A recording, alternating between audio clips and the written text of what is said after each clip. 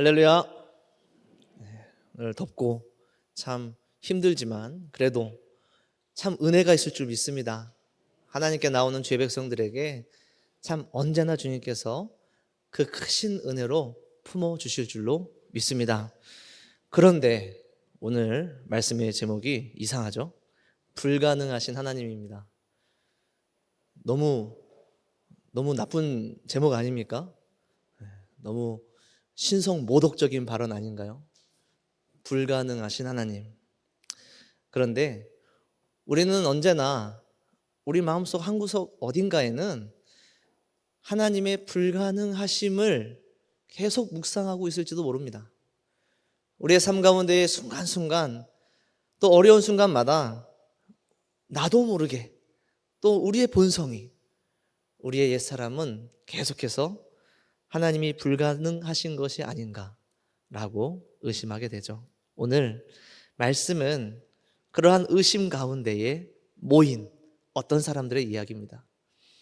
하나님의 전능하심을 믿지 못하고 계속해서 쌓인 의심과 불신앙과, 그래서 결국에는 하나님은 불가능하시다라는 그러한 결론에 도달한 사람들의 모임이죠. 그 사람들이 어두컴컴한 방에 모여 있습니다. 굉장히 중요한 무언가를 결정하기 위해서 모인 것 같아요. 그래서인지 아주 작은 소리도 새내어 가지 못할 정도로 방문을 굳게 걸어 잠그고, 불도 아주 서로의 얼굴이 희미하게 보일 정도만 아주 작게 켜고 조용조용 아주 조심스럽게 이야기를 나누는 것입니다. 어떤 이야기인고 하니 국가적인 위기 상황이에요. 전쟁이 임박해 있는 상황입니다. 도저히 자신들의 힘으로는 이길 수 없는 어떤 적을 맞닥뜨린 상황이에요. 그 사람들이 모여서 이렇게 얘기하는 것이죠. 우리가 다 경험해 보지 않았느냐.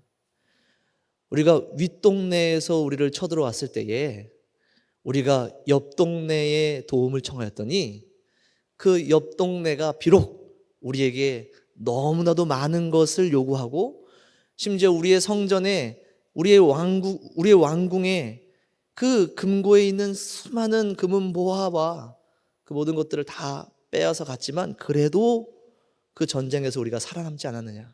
자, 이제 우리가 도움을 요청했던 저 옆 동네 사람들이 쳐들어오니 이제 우리가 다시 한번 지혜를 발휘하여서 아랫 동네 사람들에게 부탁을 해보자.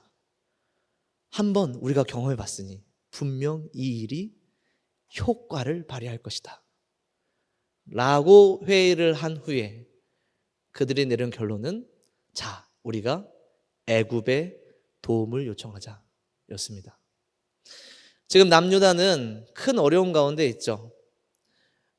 그들을 도와주었던 아수르가 이제는 그들의 위협이 되었고, 그래서 이전에 북이스라엘과 아람이 그들을 쳐들어왔을 때에 그들이 그 위기를 극복했듯이 이번에는 아수르에게서, 옆 동네에서 쳐들어오는 아수르를 방어하기 위해서 아랫 동네에 있는 애굽에게 우리가 한번 도움을 요청하면 분명히 이번에도 우리는 이 위기를 이겨낼 수 있을 거야 라는 이야기죠. 여러분 들어보시니까 어떠세요? 실제로 물리적으로 어두컴컴한 방에서 이런 얘기를 했을 것 같지 않으세요? 그런데 우리가 느끼는 바는 오늘 말씀에서 얘기하는 이 어두운데, 오늘 29장 15절에 얘기하죠. 그들의 일을 어두운 데에서 행하며 이르기를, 누가 우리를 보랴, 누가 우리의 말을 들으랴, 누가 우리의 생각을 알랴, 우리의 이 은밀하고 이 놀라운 책략을 누가 알랴 라고 얘기하는 이 어두운 데가 물리적인 어두움일 수도 있지만 영적인 어두움인 것이 분명하지 않습니까?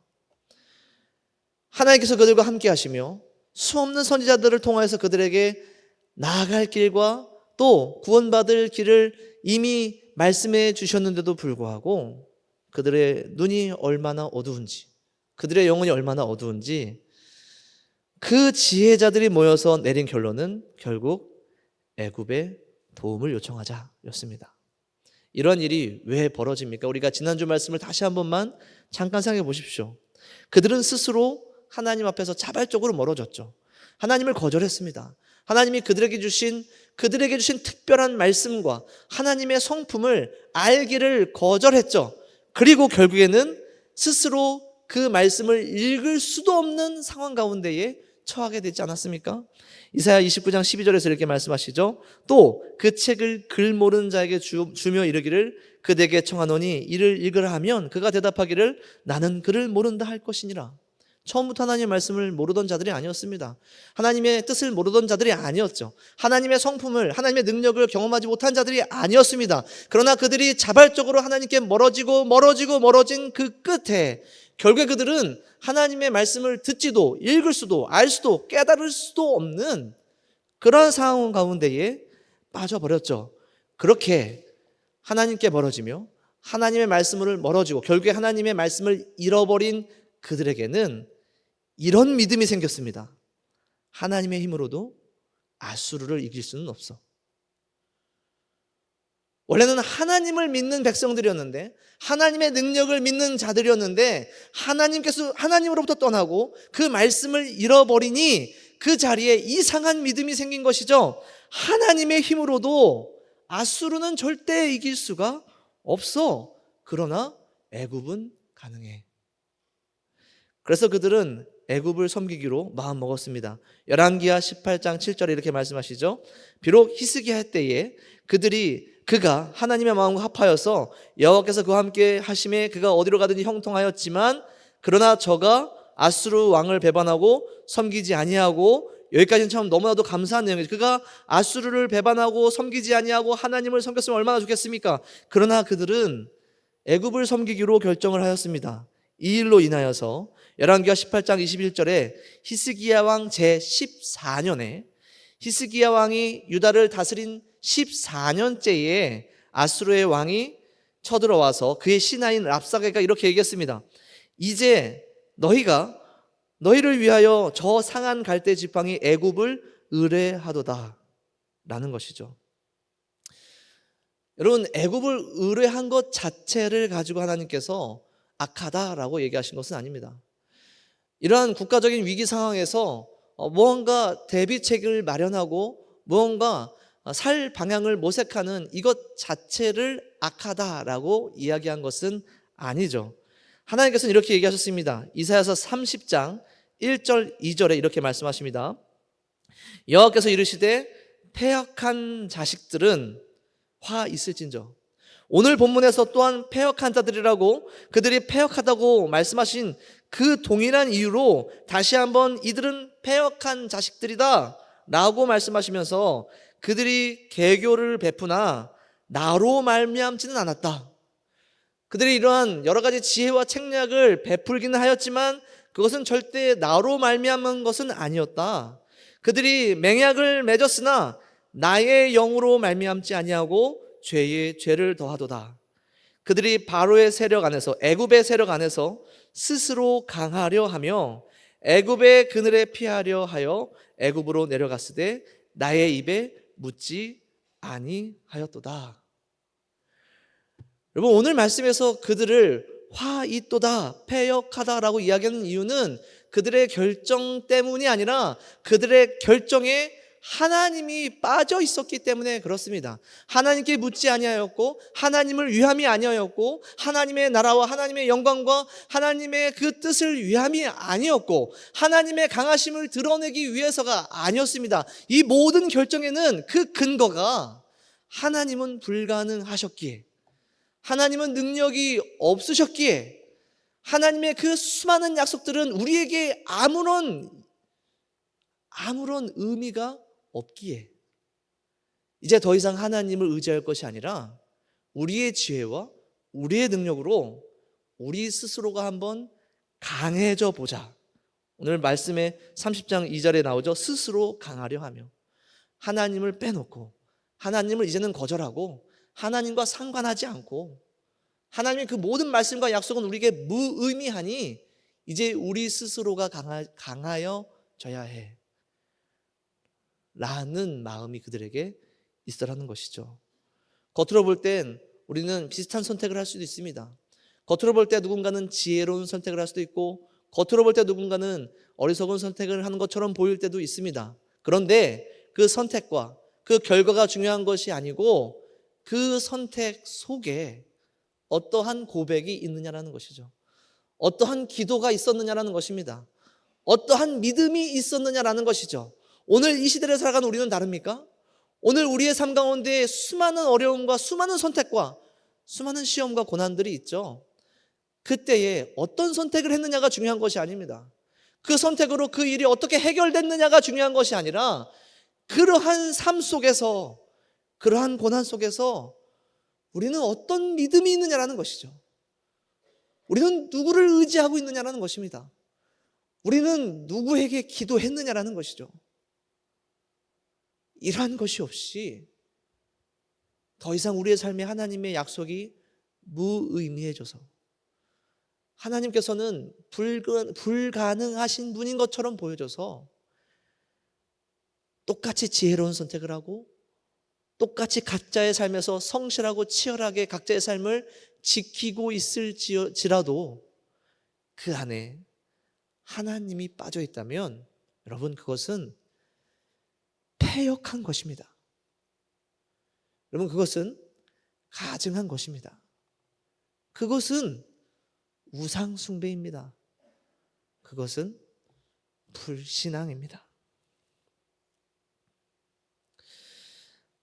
이스라엘 백성들은, 남유다 백성들은 결국엔 그러한 상태에 있었습니다. 하나님이 없다고 믿게 되었습니다. 하나님이 어떤 일을 하시든지 어떠한 약속을 하든지 간에 그들은 그것에 어떠한 관심도 어떠한 반응도 할 수 없는 어두운 데에 갇혀버렸죠. 그래서 그들은 이렇게 얘기한 것입니다. 오늘 본문 16절에 토기장애를 진흙같이 여긴 것이죠. 창조주이신 하나님을 피조물과 똑같이 여긴 것입니다.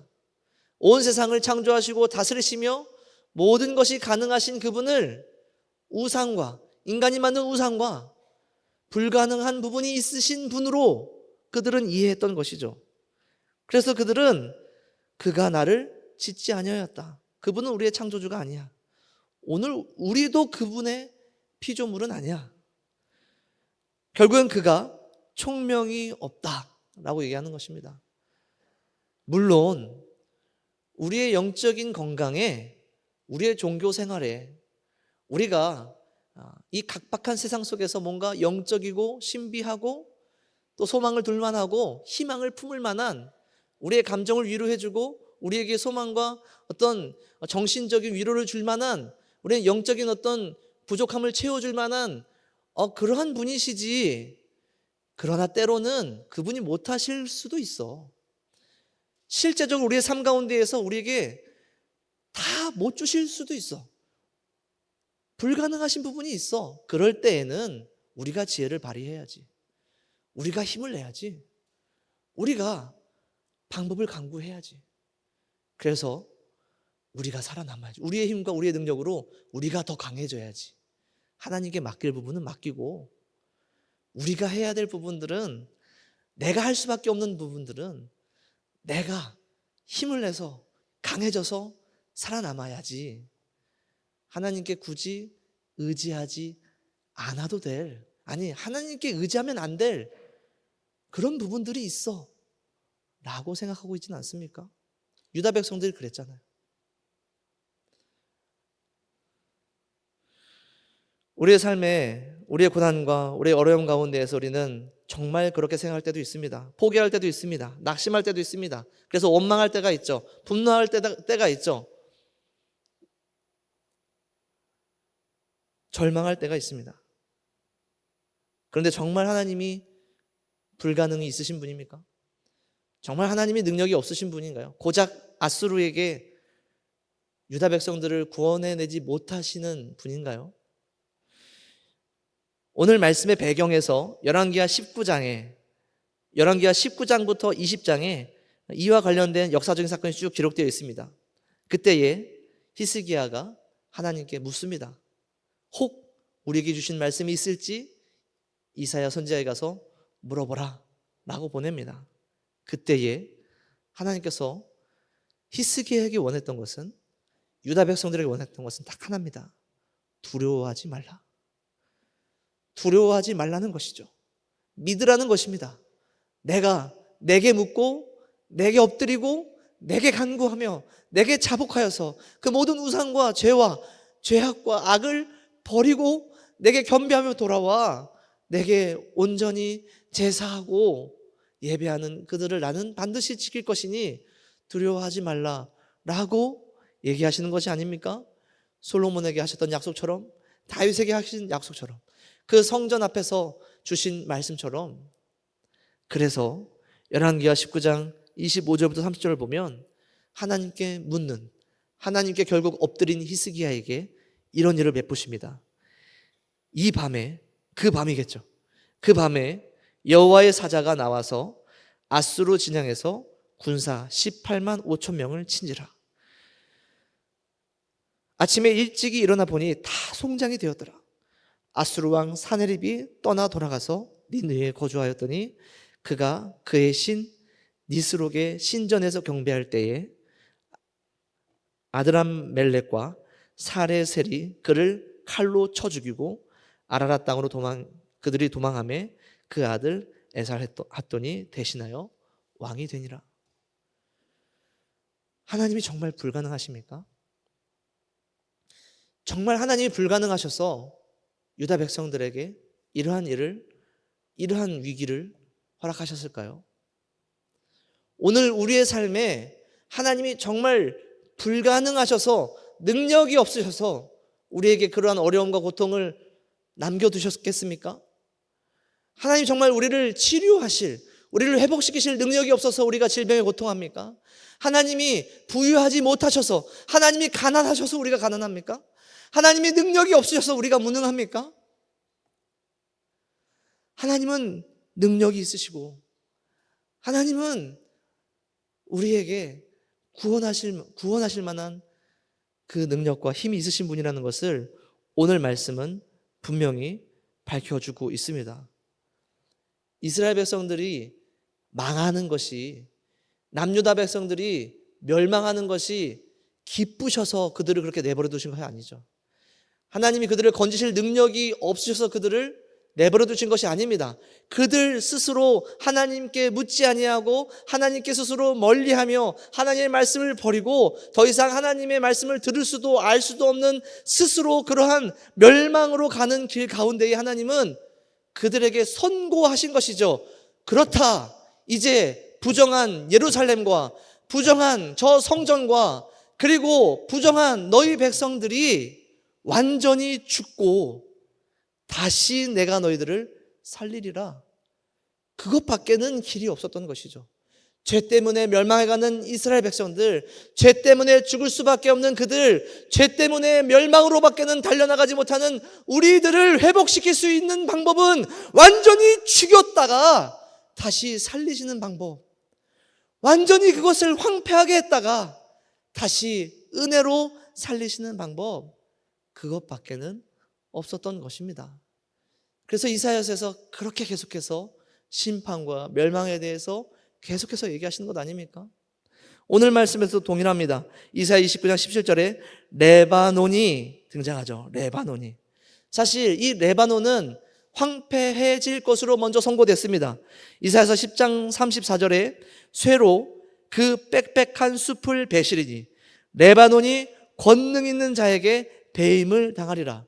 레바논은 이스라엘 백성들의 약속의 땅입니다. 그들이 흠모한 땅입니다. 위엄과 권위와 능력의 상징입니다. 절대 무너지지 않을 아름답고 빽빽한 나무들로 가득 찬 높은 산이죠. 그 산이 완전히 벌거숭이처럼 그 나무들이 다 깎여버린다는 것입니다. 그렇게 처참하게 심판받는다는 것이죠.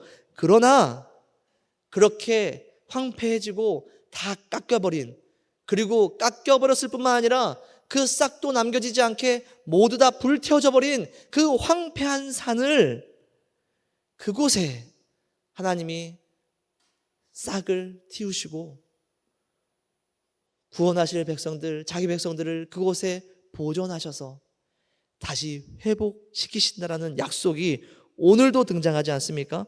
29장 17절입니다. 오래지 아니하여서 곧 그 민둥산 같던 레바논이, 그 나무가 다 깎여버린 그 레바논이 기름진 밭으로 변할 것이다. 소망이 없고 희망이 없어서 이제는 쓸 수 없을 것 같은 그곳에 이제는 내가 밭을 만들어 줄 것이다. 놀라운 소산, 놀라운 소출을 거둘 것을 기대할 수 있는 그 밭을 만들 뿐만 아니라 그 밭이, 그 기름진 밭이 숲으로 여겨질 만큼, 숲으로, 그 끝을 할 수 없는, 고개를 올려다봐서 저 하늘을 봐야만 그 끝이 보일 만한 그 큰 나무들로, 그 높은 나무들로 빽빽한 그 숲처럼 그 밭이, 그 소산이 그렇게 크고 아름답게 회복될 것이다 라고 약속하시는 것이죠. 그러니 지금은 부정해버린 그 예루살렘과 성전을 버리고 내가 너희들에게 명령하는 대로 가라라는 것이죠. 그 고난의 길로, 고향을 잃어버리고 비록 이곳 저곳에 떠나서 포로로, 노예로 살아갈 수밖에 없는 그 고통의 시간이겠지만, 부정해져 버린, 죄로 무너져 버린 그곳을 버리고 내가 가라는 그곳으로 가라는 것입니다. 그러면 반드시 내가 너희들을 돌아오게 하고, 반드시 내가 너희들을 다시 회복시키고, 반드시 내가 너희들에게 온전하고 완전한 제사장이며 구원자이신 메시아를 너희들에게 보내주어 그 다윗의 왕좌가 영원토록 할 것이라고 약속하는 것이죠. 그 약속을 믿는다면, 이 말씀을 믿는다면 지금 고통스럽더라도, 지금 붙잡아 가더라도, 지금 고향과 예루살렘과 성전이 다 무너지고 돌 위에 돌이 하나도 남지 않는 그러한 끔찍한 광경을 볼지라도 믿으라라는 것이죠. 믿으라라는 겁니다. 인내하라는 겁니다. 그렇게 하루하루를 하나님을 바라보며 살아가라는 것이죠. 그곳이 비록 예루살렘이 아닐지라도, 그곳이 비록 바벨론일지라도 하나님을 믿으라라는 것입니다. 오늘 우리의 삶에 하나님이 무엇을 우리에게 바라시겠습니까? 오늘 우리에게 들을 귀가 없습니까? 오늘 우리에게는 읽을 수 있는 능력이 없습니까?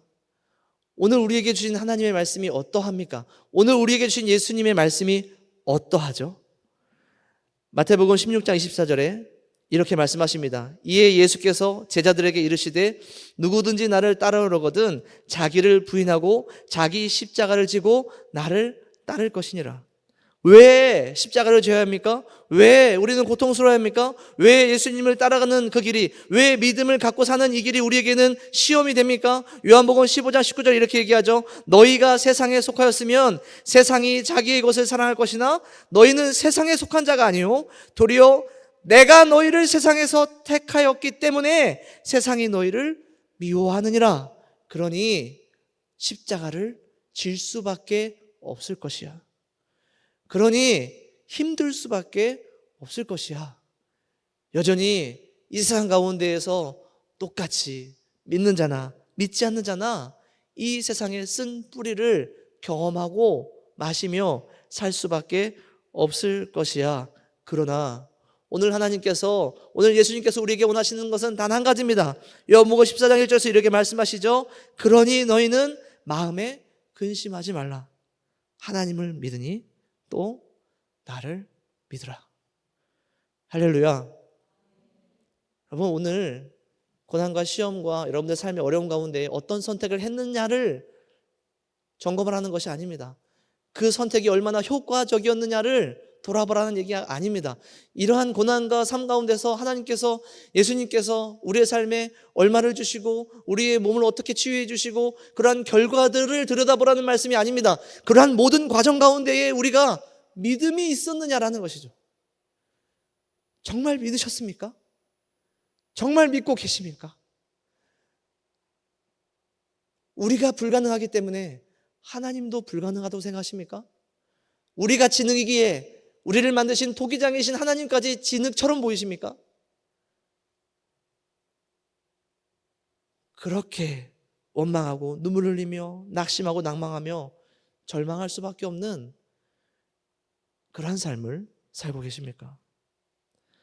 모쪼록 하나님을 믿고 주 예수 그리스도를 믿으시기 바랍니다. 우리의 삶의 한 가운데에서 여러 가지 환난과 시험과 고통이 있을지라도, 당장에 해결되지 않는 불가능한 일이 있을지라도 하나님은 불가능이 없으신 분임을 믿으시기 바랍니다. 불가능한 것이 불가능한 분이 바로 하나님이시라는 사실을 여러분 기억하시기 바랍니다.